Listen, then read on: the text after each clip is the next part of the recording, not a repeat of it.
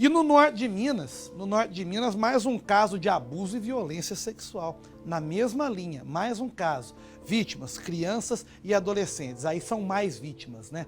Então aqui está o suspeito, pode colocar, por enquanto não dá para mostrar o rosto dele, né? Mas em breve, quando tudo for esclarecido e esse cara, se Deus quiser, a justiça for feita em relação a ele, aí a gente vê o que faz em relação à imagem.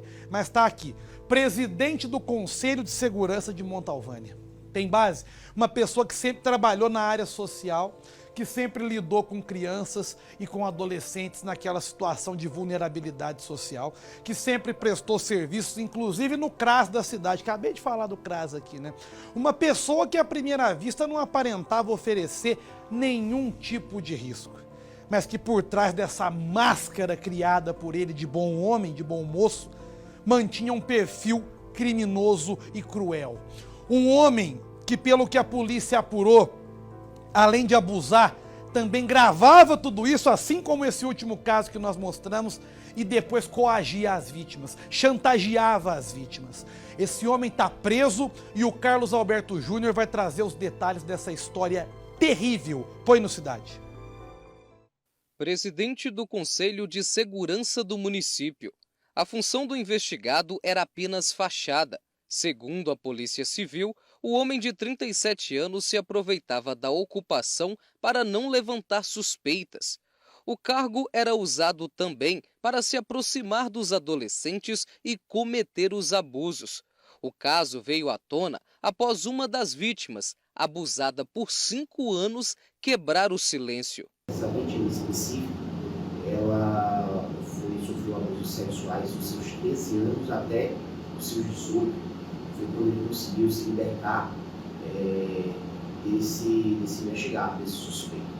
O caso aconteceu em Montalvânia, no norte de Minas. Conforme o delegado, o homem sempre trabalhou na área social e tinha como alvo adolescentes em vulnerabilidade.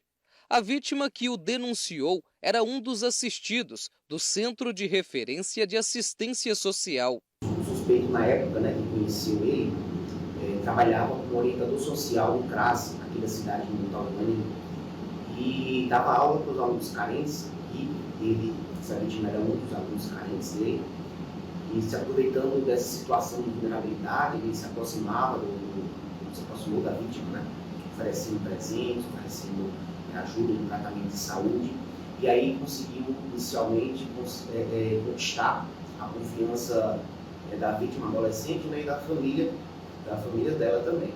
A partir daí, o adolescente passou a ser convidado a frequentar a casa do suspeito. Um detalhe chamou a atenção dos investigadores: o criminoso dopava o garoto para cometer os abusos.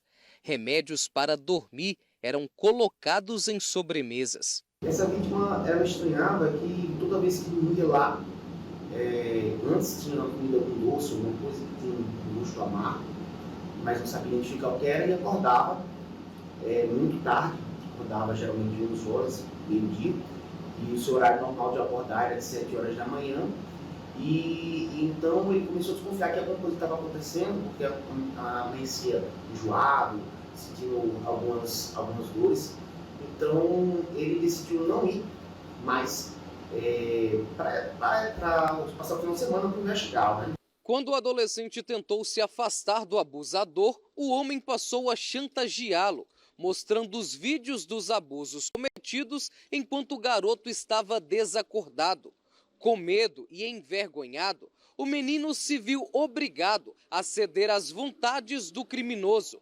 A partir daí, a situação ficou ainda pior. Ele falou que, se você não continuar vindo para cá, todo mundo vai saber o que eu fiz com você, e todo mundo isso vai se tornar público, enfim.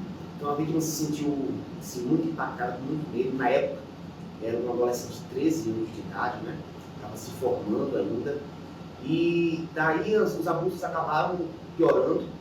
Esses abusos que antes o investigado praticava com a vítima inconsciente, dopada, ele começou a praticar esses abusos com acordado, e às vezes utilizando-se de força, utilizando-se de chantagem emocional. Ele conseguia manipular bem suas vítimas, criando ameaças de que queria se suicidar, de que tinha depressão, de que a única forma dele conseguir tirar essa depressão seria com a prática desses atos sexuais. Como se não bastassem os abusos, o garoto passou a ser obrigado a trabalhar vendendo salgados para o criminoso, sem receber nenhum salário. No decorrer das investigações, a polícia descobriu mais 9 vítimas.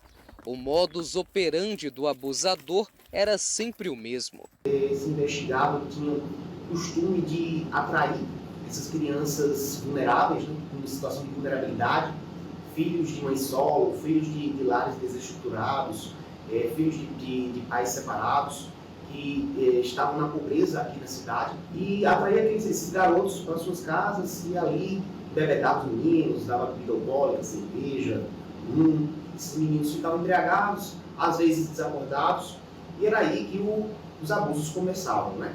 No momento da prisão, a polícia cumpriu também um mandado de busca e apreensão na casa dele. Documentos e aparelhos eletrônicos foram recolhidos. Filmagens de várias vítimas foram encontradas. Tomando banho, bêbada caída ao chão, levando elas para a sua cama, tirando a roupa, dizendo que vai dar banho, e aí fazia as filmagens.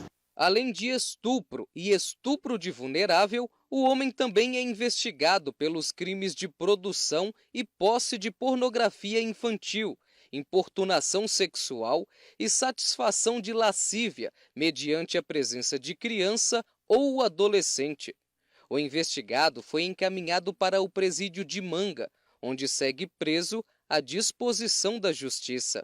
Um apelo que nós aqui da Delegacia de Polícia Civil de Montalvânia fazemos, que se existirem mais vítimas, nos procure, venham formalizar, tenham coragem, nós não estaremos aqui para julgá-los, não estaremos aqui para apontar nada em relação a esses fatos, nós estaremos aqui para ajudar vocês. Então, se tiver mais alguma vítima desse cidadão, que para piorar tudo, ele ainda assumiu aqui na cidade o cargo de presidente do Conselho de Segurança. E ele fez isso justamente para tentar se blindar de eventuais investigações, para tentar aí se esquivar e tirar aí dele o holofote de qualquer suspeita, né? Porque ninguém imaginaria que justamente o presidente do Conselho de Segurança da cidade seria um abusador de crianças. Então a gente percebe, né, que o cara, além de ser um abusador, o que já é algo gravíssimo, né, a polícia concluiu isso. A polícia chegou a essa conclusão diante de todas as provas. Além de ser um abusador, o cara ainda é um explorador, que nesse caso em específico que foi citado na reportagem, obrigava a vítima a trabalhar sem receber nada, um chantageador, que usava esse material que ele registrava para depois chantagear essas vítimas, para depois coagir essas pessoas, né? Sem contar várias outras qualificadoras. Pelo que o delegado falou, são pelo menos 5 crimes pelos quais ele deve responder agora que foi preso. Então, a casa demorou, mas caiu. E pode esperar, a polícia já identificou 10 vítimas. Pode esperar que com o passar do tempo, com a repercussão que esse caso vai ganhar, várias outras vão aparecer. Pode ter certeza que mais vítimas, agora que tomaram conhecimento que ele está preso, vão ter coragem de procurar a polícia e denunciar, e é isso que deve fazer. Lugar de abusador é na cadeia, e ainda mais uma figura desse jeito, uma figura tão nojenta como esse cidadão, né? Que pelo que a polícia apurou, já cometeu diversos tipos de crime, todos relacionados a crianças e adolescentes e pessoas do convívio dele ali, das quais ele se aproveitava da condição, né, de chefe de conselho de segurança, de trabalho social, para poder cometer os crimes. É algo inacreditável, mas que a gente mostra que realmente acontece e todos precisam ficar atentos. Continuaremos na história.